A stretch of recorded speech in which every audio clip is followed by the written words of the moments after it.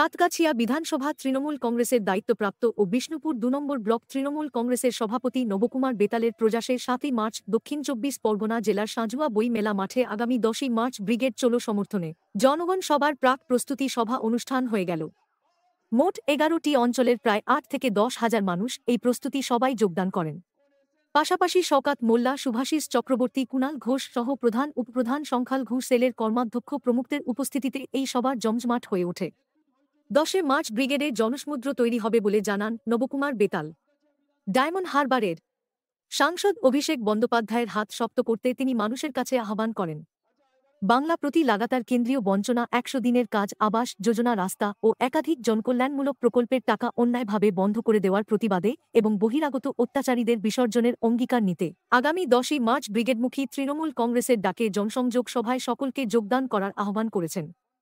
তিনি মা মাটি মানুষের সরকার মুখ্যমন্ত্রী মমতা বন্দ্যোপাধ্যায়ের জনহিতকর সকল কাজে নিদর্শন তুলে ধরা হয়। মানুষের এই মঞ্চে এখন শুধু অপেক্ষায় তৃণমূল সুপ্রিয় কর্মীদের কি বার্তা দেয়।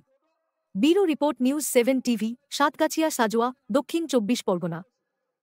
আপনারা দেখলেন, এটা আমাদের বিষ্ণুপুর ২ নম্বর ব্লকের তৃণমূল কংগ্রেসের আহ্বানে ১১টি অঞ্চলের আজকের প্রস্তুতি সভা ছিল। এই প্রস্তুতি সভা যদি ব্রিগেডের কে সাফল্য করতে আজকের একটা ব্লকের যদি এই ৮-১০ হাজার মানুষ শুধু প্রস্তুতি সভায় এসছে, তাহলে বুঝতেই পারছেন যদি একটা প্রস্তুতি সভায় ৮-১০ হাজার মানুষ আছে তাহলে ব্রিগেডে কত মানুষ যাবে। আজকে শুধু প্রস্তুতি নিলাম, ব্রিগেডে জনসমুদ্র হবে। আর ব্রিগেডে সেদিনকে প্রমাণ করে দেবে যে এই ২০২৪ লোকসভা নির্বাচনে কি ফলাফল হতে চলেছে। মমতা বন্দ্যোপাধ্যায় এবং অভিষেক বন্দ্যোপাধ্যায়কে বাংলার মানুষ যে আবার আশীর্বাদ করবে, দোয়া করবে, ব্রিগেড প্রমাণ করে দেবে। আজকে এখানে অতিথি হিসেবে কারা কারা উপস্থিত ছিল?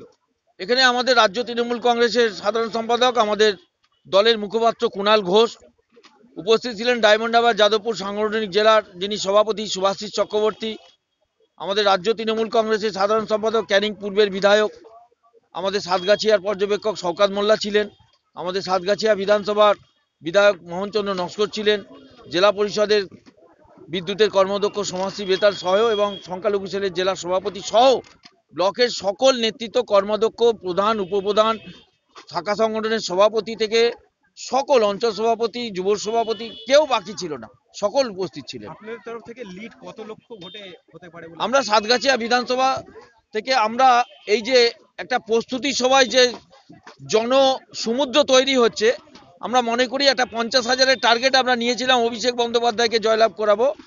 মানুষের বা কর্মীদের যে উচ্ছ্বাস সাতগাছিয়া বিধানসভা, আমরা সেটা ৫০,০০০-৭০,০০০-এর মার্জিনে আমাদের অভিষেক বন্দ্যোপাধ্যায়কে জেতাবার চিন্তাধারা নিয়ে এগোচ্ছি। আপনার এলাকার বাসিন্দাদের উদ্দেশ্যে কি বার্তা দেবেন ব্রিগেড চলো এই ডাকে?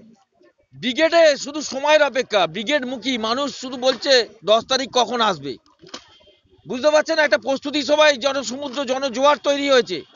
ব্রিগেডে শুধু আমরা জানি না কত গাড়ি আমরা জোগাড় করতে পারবো। ইতিমধ্যে আমরা ৪০০-৪৫০ গাড়ি জোগাড় করতে পেরেছি। যা মানুষের চাহিদা, এখানে এই বিষ্ণুপুর ২ নম্বর ব্লকে ৭০০-৮০০ গাড়ি হলে ভালো হয়।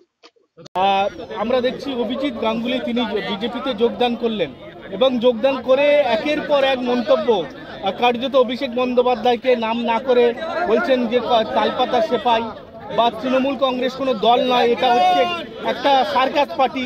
না, এর থেকে প্রমাণ হলো তো যে নিরপেক্ষ বিচারপতি ছিল না। বিচারকের উচিত সবসময় নিরপেক্ষ থাকা, তার নিরপেক্ষ জাজমেন্ট দেওয়া। আজকে পরিষ্কার হয়ে গেছে বাংলার মানুষের কাছে উনি রাজনৈতিক পক্ষপাতিত্ব করেছেন। আর অভিষেক কি বলেন, যদি হিম্মত থেকে অভিষেকের বিরুদ্ধে এসে দাঁড়ান। ১২ লক্ষ মানুষের ১২